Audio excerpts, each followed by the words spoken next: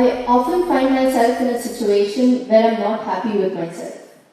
I compare my abilities, achievements, and even my appearance with that of others. And I think that's one reason for my low self-esteem. How do you think I can build up on my self-esteem and get rid of the self-hatred that I have? Well, this self-esteem, this self-confidence, all these things, unfortunately, have been sold a lot on the planet. Why do you need esteem? Why do you need esteem? Esteem is because you want to be little one-up on somebody else all the time. Unfortunately, our education systems were made like this, right from kindergarten. Who is first, who is second, who is third? You want to be first.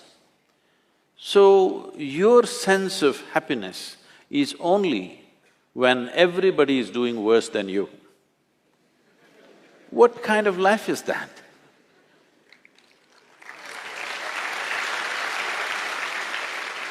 Why are we structuring our lives like this, that if everybody is doing badly, I will feel great? I think it's sickness. Hello? You think it's joy or sickness, please tell me. If all of you are doing badly, I feel great because I am number one now. No, this should go. From an early age, unfortunately, this is being imposed upon a child's mind that you have to be on top of everybody else. This is like, I want you to just imagine if this happened to other creatures. Let's say it happened to the plants and trees and animals. If an ant wants to become like an elephant, that is going to be a terrible ant-elephant, isn't it? Suppose a mango tree wants to become like a coconut tree. It will be a horrible mango tree because with one branch like this, no mangoes will come out of this. A mango tree is like this, a coconut tree is like that. That's how it should be. This has happened because in so many ways, people have put these things into your mind, what is good, what is bad, what is high, what is low, what is up, what is down. Because of this, you have never paid attention to every aspect of life in the sense. Maybe humanities people and lawyers and what are you? Huh? Oh, the accounting people. You never paid attention to these things. I spend a lot of time paying attention to all kinds of creatures, ants and grasshoppers and worms and everything. If you observe, let's say an ant, or let's pick up something little more than an ant, like a grasshopper, it's easier to see him. If you look at him carefully, whoever created this grasshopper has paid as much attention to a grasshopper as they have paid to this one. Please pay attention and see. When the source of creation has given equal attention to ant and you, who the hell are you to think an ant is a lowly creature and you are some superhuman being?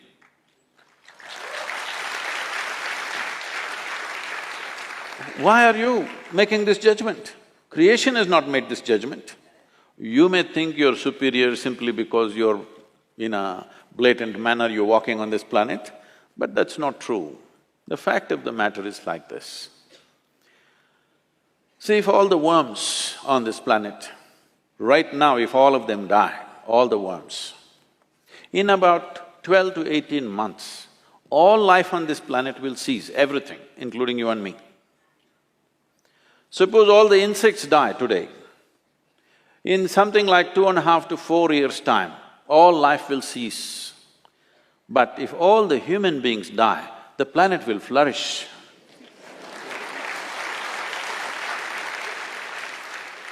Yes, we make good manure.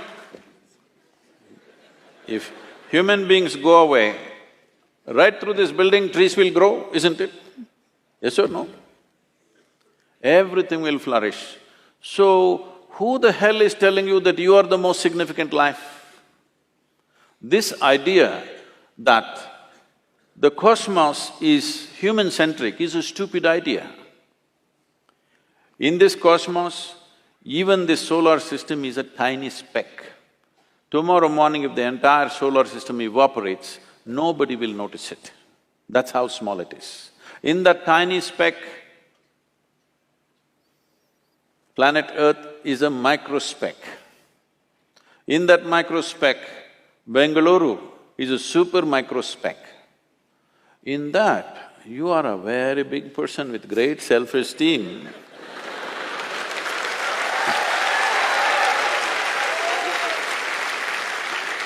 This is not a simple problem.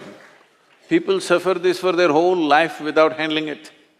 Essentially, it is just this. You have gotten yourself into a place where most human beings are in this place, you get yourself into a place where you cannot handle your own thought process and your emotion. That's all. You meet 50, 60-year-old people, they've still not figured how to handle their thought and emotion. These are basic faculties. When the hell are you going to learn how to use your thought and emotion?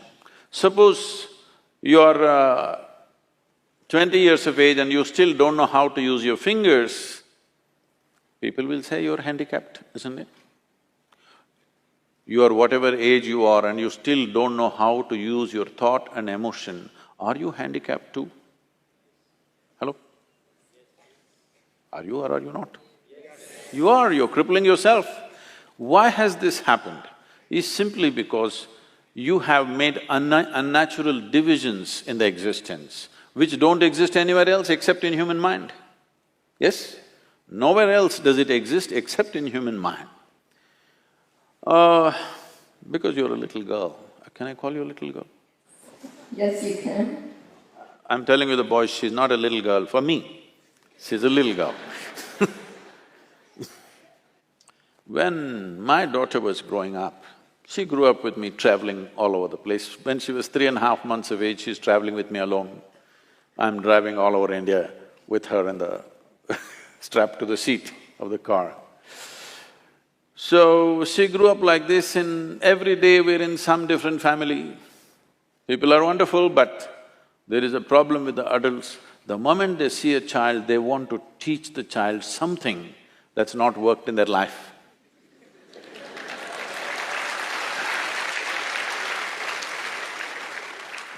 You should see, this urge is so compulsive. The moment they see a child, they have to teach. They have to teach. So I made one rule, see, you can play with her as much as you want, you can talk to her, but nobody is going to teach her anything. But Sadhguru, she won't learn anything, ABC at least 1, 2, 3. I said, no 1, 2, 3. Then they said, she won't know how to count even her fingers. I don't care. If she doesn't know how to count her fingers, as long as she knows how to use her fingers, I don't care. She thinks she has 1,000,000 fingers, what's my problem? But they want to teach 1, 2, 3, ABC, Mary had a little lamb. I said, I don't care whether Mary had a lamb or no lamb. You're not going to teach her anything. So nobody taught her anything. She's all ears, everybody treated… because if you have nothing to teach, you have to treat somebody like your equal. So she grew up. By the time she's 2.5, 3 years of age, she can speak in terms of remembering about 700 to 800 names, all adults. She thinks they're all her friends, because everybody spoke to her like she's an adult.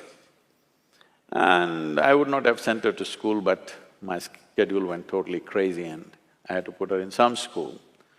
So when she was 12, 13 years of age, one day she came back home and something that happened at school disturbed her. So she came and came to me and said, you're teaching everybody so many things, you're not telling me anything. I said, see, I don't do it unsolicited. Now that you've come, just sit down. This is all you have to know. Never look up to anybody. She looked at me like this, what about you, kind of thing. I said, especially me, because the moment you look up to me, you will miss it completely. If you look at me just the way I am, there is a lot of value to it. If you look up to me, what will you do? Probably take my picture and nail it to your wall, like you nailed so many people who are of value in this world. You just look at me for what I am, don't look up to me, and never look down on anybody. This is all. Never look up to anything, never look down on anything. If you see everything just the way it is, everything has immense value. Everybody has a place and value to their life, isn't it? Every creature has value. Because we did not realize that, how many things we have destroyed in this world? Simply because we think this is valuable, this is not valuable. There is nothing here that is not valuable, everything has its value. Maybe you are not able to see it. So don't set yourself up like this, you versus the rest of the world. It's a bad competition to get into. You want to be number one on this planet. It's a horrible place. Everybody below you and you up. Is it a good place to be? I think it's a sick place. This attitude of wanting to be ahead of somebody needs to go. Well, for fun in a game or something you compete, that's different.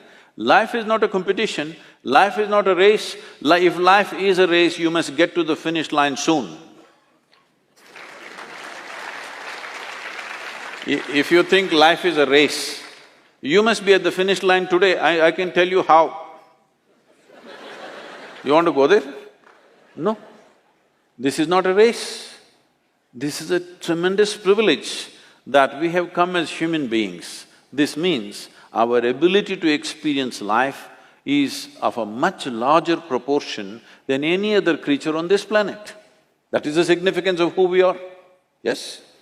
We can experience life in many more vivid ways than how an ant can experience, how a grasshopper can experience, how somebody else can experience. This is our privilege.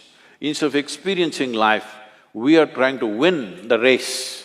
If you win the race, you should be in the crematorium today.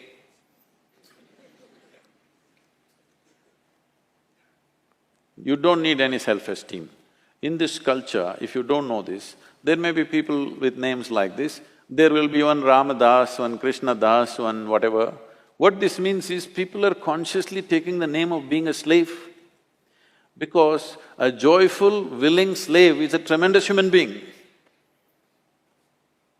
Only somebody who's been enslaved by somebody is a different matter. But willingly, I'm willing to do whatever is needed in this world, is a wonderful slave, isn't it? I'm one.